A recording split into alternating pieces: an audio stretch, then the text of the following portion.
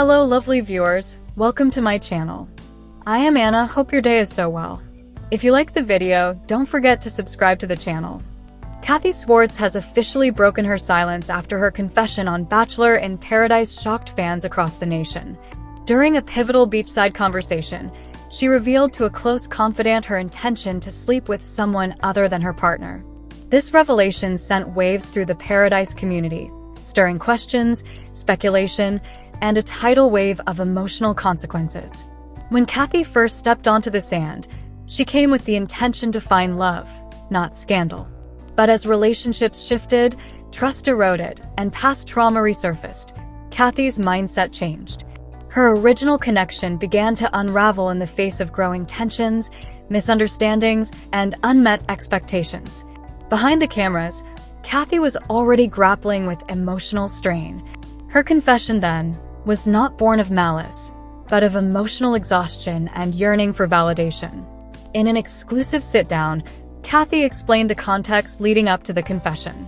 According to her, she felt ignored, dismissed, and emotionally shut out by her partner. She expressed how, for weeks, she had been the one holding the relationship together, only to be met with detachment and half-hearted commitment. Her partner, meanwhile, had begun spending more time with other contestants, often choosing social events or flirty beach games over deep conversation with her. Kathy felt invisible, and that invisibility grew heavy.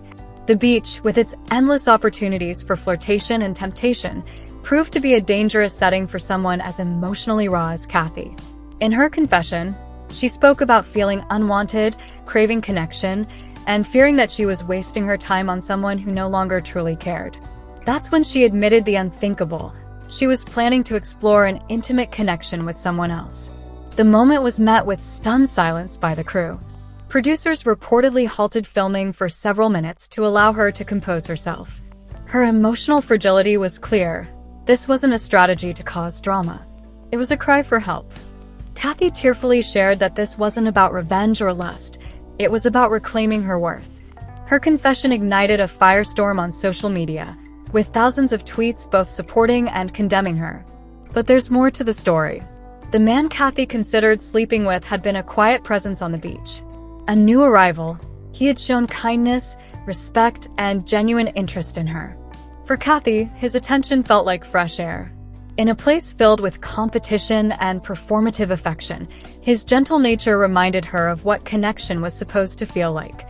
Kathy revealed that she had been considering ending things with her original partner for days before her confession.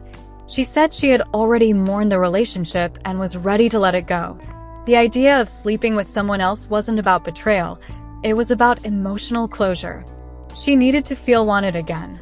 For her, physical intimacy was a way to reconnect with her femininity, to reclaim the part of her that felt lost in the chaos of paradise.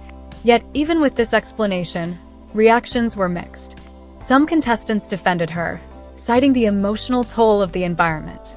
Others accused her of being selfish and dishonest.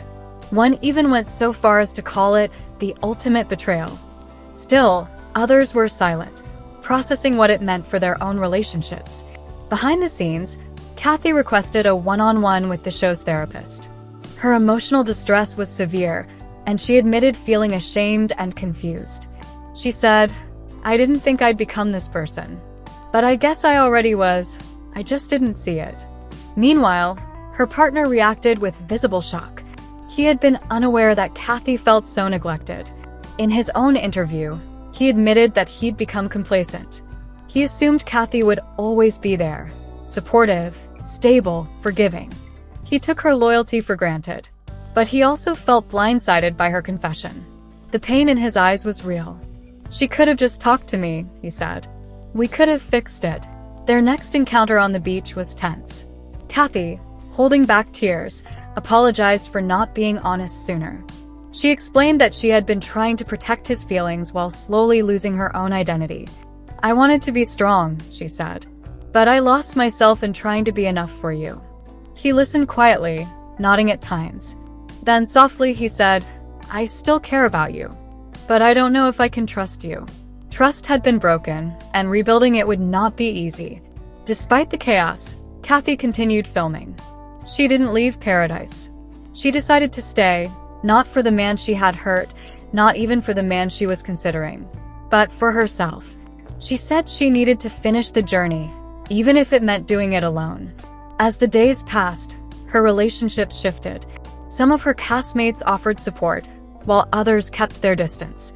She spent more time journaling, meditating, and reflecting by the ocean. The experience humbled her. She said, "I thought I came here for love, but maybe I came here to find myself." Eventually, she did meet with the man she'd confessed about. Their conversation was slow, careful, and filled with vulnerability. He told her he was flattered but didn't want to be a rebound. Kathy respected that. She thanked him for being the one person who made her feel seen. Producers said it was one of the most emotionally charged arcs they'd ever captured. Kathy's confession was no longer a scandal. It had become a turning point. For many viewers, her vulnerability was relatable. Her mistake was human. Her honesty was rare. As the season continued, Kathy emerged as a different person. She was no longer chasing validation. She was setting boundaries, expressing her needs, and honoring her worth. Whether or not she found love on the beach no longer mattered. She had found her voice. Still, questions remained. Was her confession justified?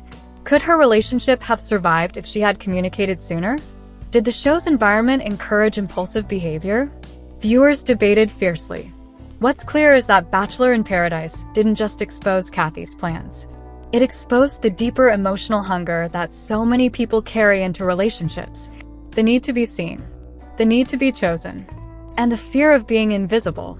Kathy's journey, though controversial, reminded audiences that behind every confession is a story, a wound, a longing. One thing about Kathy Swarts is she knows how to win. On the July 15th episode of Bachelor in Paradise, the Goldens joined the cast in Costa Rica to kick off their search for love. For their first challenge altogether, the contestants anonymously shared their wildest secrets, and whoever claimed the most jaw-dropping confession won a date in the VIP suite. I sat down and thought, okay, I'm going to win this, Kathy tells people in an exclusive interview. I'm a little bit competitive, I like to win. Admitting that she knew these words would catch people off guard, Kathy teases that she left out a few crucial details for shock factor.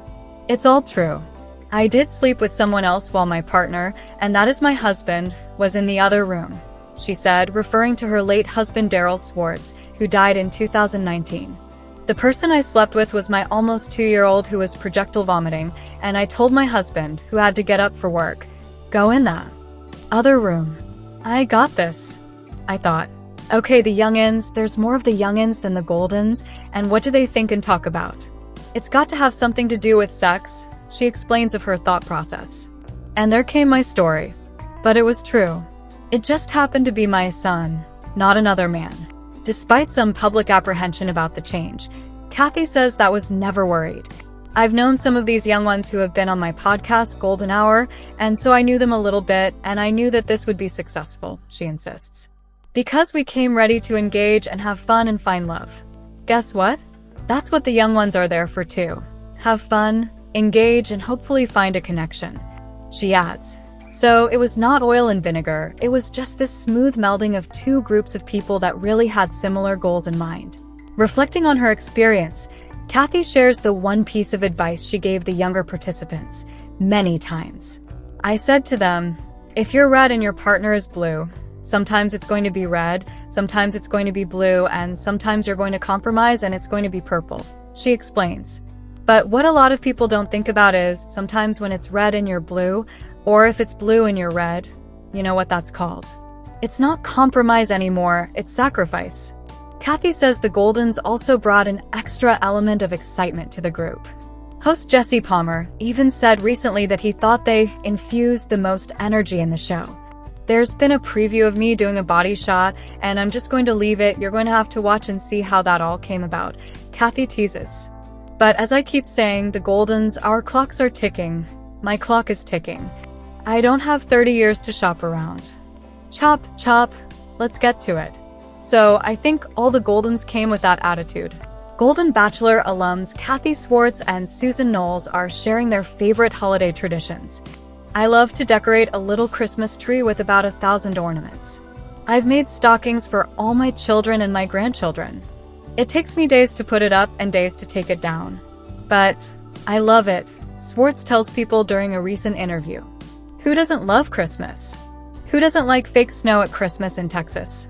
For Knowles, it's all about the food. I'm Italian. Of course, we're big on holidays, she says.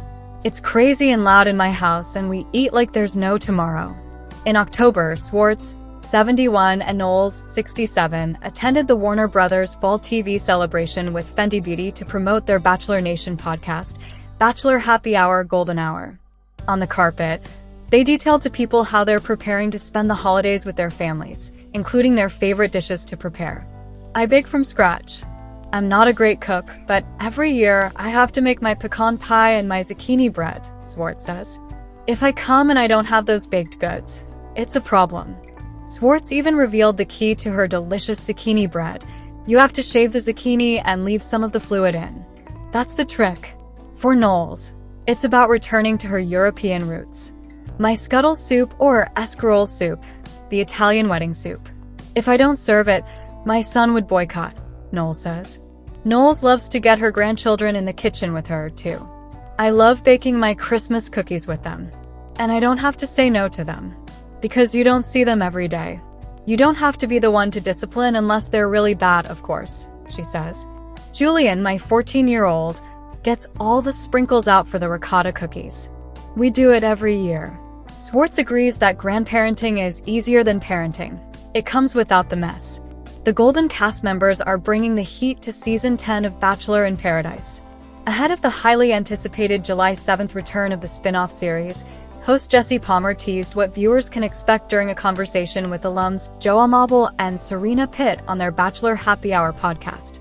For the first time, the Bachelor and Bachelorette stars will be joined by Goldens, which Palmer revealed did not play out the way most would think. This will be, probably, a surprise to a lot of people at home, he explained. It's not to me because I've been around them, but it's actually the Goldens who, I think, infuse the most energy in the show. I'm not taking a shot at a younger cast, but after a couple days of shooting, you kind of start getting comfortable. You know, you start coupling up, and everybody doesn't. It feels like they're off edge a little bit, he noted. The Goldens bring it every single day, sharing that the first night parties for the Golden Bachelor and Golden Bachelorette both went much later than the original seasons have in the past. The former football player said he had some idea that group would go so hard. Like, the parties at the pool in Paradise, it was all Goldens turning it up. They turned up every day. Like, the makeout sessions in the pool and the body shots. Sucking face in the pool and body shots. It was the Goldens. I'm telling you. Just watch. Just watch. It was unbelievable. Before bringing everyone together, Palmer revealed that there were some discussions about the anticipated dynamics between the two casts. The direction when the Goldens arrive is sort of like, hey, we obviously have two completely different generations here in Paradise, and we're encouraging you to sort of stay in your generational lane when it comes to dating. Obviously, I can't tell anybody who to love and who not to love. That's not my job. In 2025, you can't tell anybody that. But just don't make it weird. Palmer said he was always hopeful and aware of the value that the Goldens could bring to the show. I was off camera and on camera telling a lot of the younger cast, like, hey, when they show up, you need to pick their brains, he recalled. Like, don't just hang out and have drinks with them, but ask them questions about relationships. Ask them questions about life. Ask them questions about life outside of this. Like, really get in their minds, because the greatness of the Goldens is that they don't care. Like, they're at an age now where they've lived their life. They do not care what people at home think anymore. They're not using this, he continued. They're not trying to be influencers after the show's over. Like, they've lived their life. They've done their thing. And, you know, they're just trying to have fun, and they were super excited.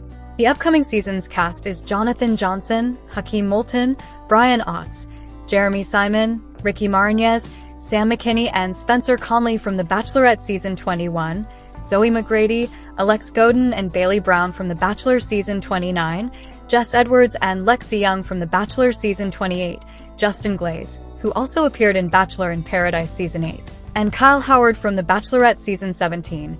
Kat Izzo from The Bachelor Season 27, and Dale Moss from The Bachelorette Season 16. The Goldens include Leslie Fema, April Kirkwood, Kathy Swarts, and Natasha Hardy from The Golden Bachelor, and Gary Livingston, Charles C.K. King, Keith Gordon, Kim Bike. We're wrapping up here for today, but the excitement of trending gossip doesn't stop here. We'll be back with new surprises very soon. So stay tuned and don't forget to subscribe.